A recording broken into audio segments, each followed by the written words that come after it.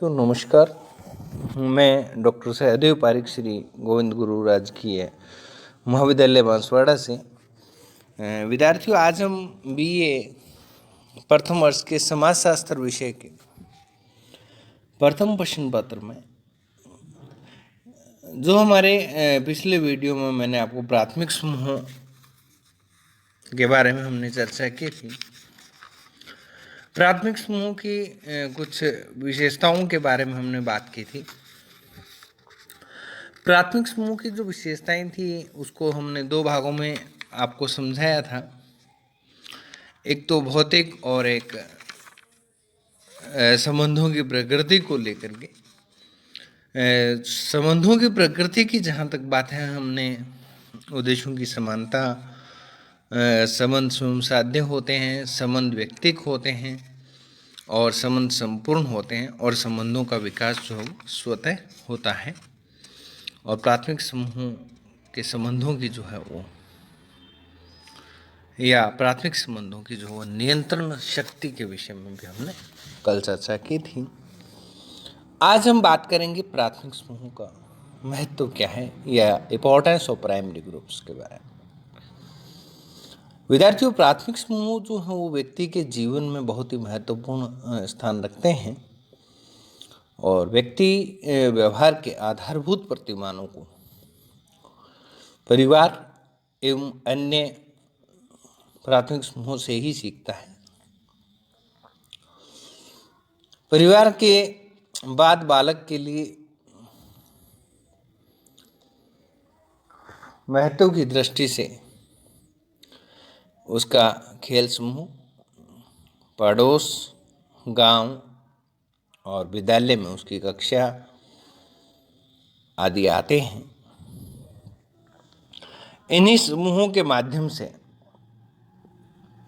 उसमें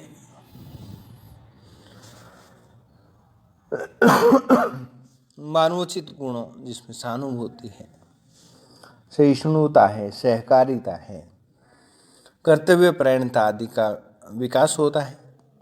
और बालक के सामाजिकरण में प्राथमिक समूह जो है वो काफ़ी महत्वपूर्ण भूमिका अदा करते हैं। प्राथमिक समूह के जो महत्व है उसको हम अलग अलग बिंदुओं में समझाने का प्रयास करेंगे। तो पहला जो है वो गुणों का विकास। व्यक्ति के अनुभव तथा समाज के विकास की दृष्टि से प्राथमिक समूह जो है वो अत्यंत महत्वपूर्ण है और ये समूह संपूर्ण मानव जीवन का ही एक लघु रूप प्रस्तुत करते हैं। जन्म के पश्चात शिशु का जो पहला संपर्क है वो प्रारंभिक वर्ष में माता पिता और अन्य बालकों के संपर्क में व्यतीत होता है। अपने जीवन के प्रारंभिक वर्षों में यानी कि निर्माण काल में प्रत्येक व्यक्ति जो हो प्राथमिक समूह से अंतःक्रिया के द्वारा व्यवहार के मौलिक प्रतिमानों को अंगीकृत करता है, सीखता है।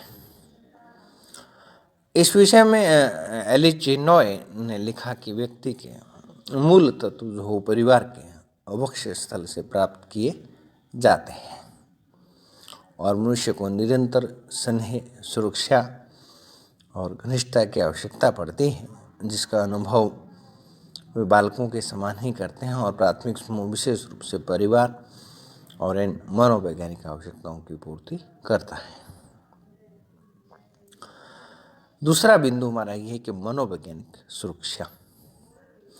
कि प्राथमिक समूह का महत्व जो हो इस दृष्टि से भी है कि ये अपने सदस्यों को मनोवैज्ञानिक सुरक्षा प्रदान करते हैं।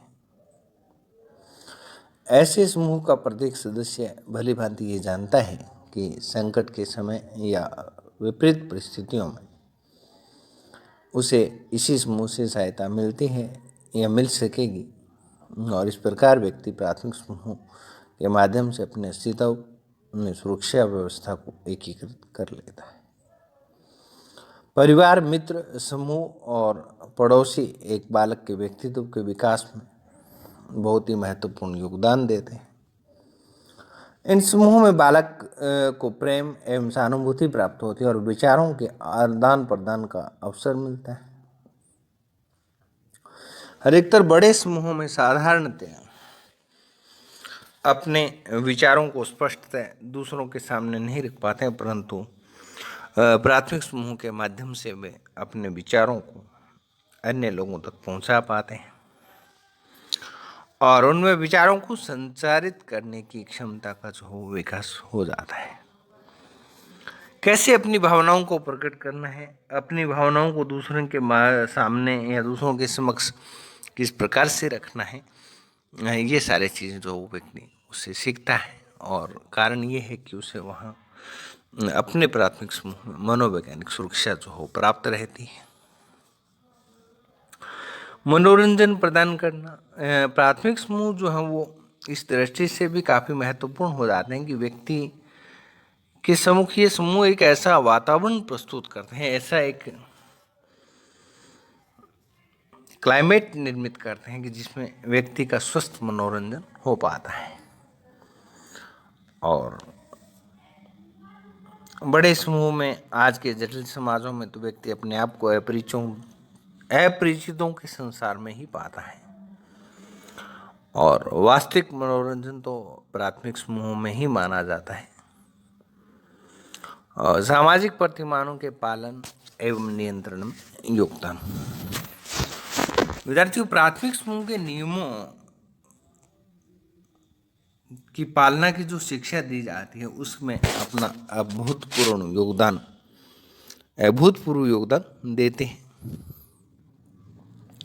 सामाजिक नियंत्रण बनाए रखने की दृष्टि से ये समूह काफ़ी महत्वपूर्ण भूमिका निभाते हैं और व्यक्ति अपने परिवारजनों, मित्रों, साथियों और पड़ोसियों की दृष्टि से अपनी गरिमा को कम नहीं करना चाहता है, यानी गिराना नहीं चाहता है और वह कोई भी ऐसा कार्य नहीं करना चाहता जिसे लोग अनुचित समझते हों। और प्राथमिक समूह का भावनात्मक और घनिष्ठ संबंध भी व्यक्ति के समूह के आदर्श मानदंडों के अनुरूप व्यवहार करने को प्रेरित करता है। प्राथमिक समूहों के द्वारा जो व्यक्ति की कार्यक्षमताओं में वृद्धि की जाती है। प्राथमिक समूह जो हो व्यक्ति की कार्यक्षमता को बढ़ाने में महत्वपूर्ण योगदान देते हैं। ऐसे समूहों में व्यक्ति सब प्रकार की चिंताओं से मुक्त होकर मानसिक दृष्टि से संतुष्टि का अनुभव करता है और यहाँ उसकी थकान जो हो दूर हो जाती है और पहले की अपेक्षा अधिक उत्साहवर्धन से काम करने को तैयार हो जाता है।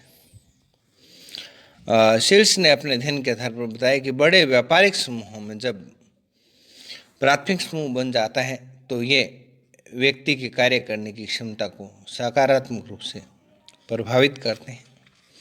व्यक्ति और समाज के बीच कड़ी, प्राथमिक समूह जो व्यक्ति और समाज के बीच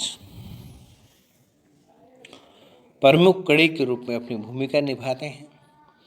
यदि यह कहा जाए कि संपूर्ण समाज के विकास का श्रेय प्राथमिक समूहों को ही है तो उसमें किसी भी प्रकार की अतिशयोक्ति भी नहीं समझी जानी चाहिए। प्राथमिक समूह व्यक्ति की प्रकृति के निर्माण में, उसके सामाजिकरण एवं व्यक्तित्व के विकास में बहुत ही महत्वपूर्ण भूमिका निभाते हैं और चार्ल्स कूले का यह कथन पूर्णतः उपयुक्त है कि प्राथमिक समूह व्यक्ति की सामाजिक प्रकृति और आदर्शों का निर्माण करने में बहुत मौलिक है, मूल है। व्यक्तित्व निर्माण में योगदान, प्राथमिक समूह जो है वो व्यक्ति के व्यक्तित्व के निर्माण में सर्वाधिक महत्वपूर्ण है। जैसा कि हमने बताया कि जन्म के समय बच्चा जो हो वो केवल प्राणी शास्त्रीय इकाई होता है, ओनली एक बायोलॉजिकल यूनिट बाय बर्थ, और सामाजिकरण की प्रक्रिया के द्वारा परिवार, पड़ोस, मित्र मंडली और अन्य प्राथमिक समूह उसके व्यक्तित्व का निर्माण कर उसे एक सामाजिक प्राणी के रूप में, यानी कि सोशोलॉजिकल यूनिट या सोशल यूनिट के रूप में उसे प्रतिस्थापित करते हैं। पशु प्रवृत्तियों का मानवीकरण, हमेशा मैंने आपको पहले बताया था कि मनुष्य में पशु प्रवृत्ति दैवधर्मी और दानवधर्मी दोनों प्रकार की प्रवृत्तियां पाई जाती हैं, लेकिन प्राथमिक समूह जो है वो अपने सदस्यों की पशु प्रवृत्तियों का मानवीकीकरण करते हैं। कूले कहते हैं कि पशु प्रवृत्तियों के माध्यम से या पशु प्रवृत्तियों का जो मानवीकरण है वो संभवतः सबसे बड़ी सेवा है और यह प्राथमिक समूह के द्वारा संपन्न की जाती है। प्राथमिक समूह के घनिष्ठ तथा आंतरिक दबाव के कारण व्यक्ति की पार्श्विक इच्छाएं या पशु प्रवृत्तियाँ, चाहे लालच है, चाहे स्वार्थ है, चाहे यौन इच्छा है या प्रतिशोध आदि की बात करें, तो वो उन सबको छोड़ करके और सामूहिक हित में काम करना या कार्य करने के लिए प्रेरित होता है। आंतरिक संतोष प्रदान करना, प्राथमिक समूह के सदस्यों में जो है घनिष्ठ संबंध और सहयोग पाया जाता है। पारस्परिक वार्तालाप, हंसी मजाक, मनोरंजन, तर्क वितर्क, विचार विनिमय, स्नेह, प्यार, सहयोग और सहानुभूति, त्याग आदि के कारण व्यक्ति को प्राथमिक समूह में मानसिक शांति एवं संतोष प्राप्त होता है। ये आंतरिक संतोष जो है वो प्राथमिक समूह के माध्यम से ही दिया जाता है और प्राथमिक समूह जो हुआ आंतरिक संतोष प्रदान करते हैं। उसके बाद में आता है सांस्कृतिक संचार। सांस्कृतिक संचार की जहाँ तक बात करें तो हम ये कहते हैं कि एक पीढ़ी से दूसरी पीढ़ी को संस्कृति का जो हस्तांतरण है वही सांस्कृतिक संचार है। या सांस्कृतिक मूल्यों का एक पीढ़ी से दूसरी पीढ़ी में जो हस्तांतरण है वो सांस्कृतिक संचार, और ये प्राथमिक समूह के द्वारा बहुत अच्छे तरीके से किया जाता है। जो प्राथमिक समूह का ये जो महत्व है, हमने उपरोक्त जो 10 बिंदुओं के अंतर्गत जो महत्व पढ़ा है, उन महत्व के बिंदुओं के आधार पर स्टीवर्ट और गिलेन ने लिखा कि प्राथमिक समूह वास्तव में भावात्मक मानसिक सुरक्षा के स्रोत हैं और वे एक बालक के लिए मानवीय अंतःक्रियाओं को सीखने का, स्कूल तथा कार्यों के आदान प्रदान व उनके साथ साथ खेलने का एक स्थल है। ये माना जाता है या ये सत्य है कि वर्तमान में द्वैतिक समूह की संख्या में निश्चित रूप से वृद्धि हुई है, परंतु प्राथमिक समूह का जो महत्व है वो आज भी बरकरार है। प्राथमिक समूह का महत्व कम नहीं हुआ है। तो विद्यार्थियों, आज की वीडियो में इतना ही।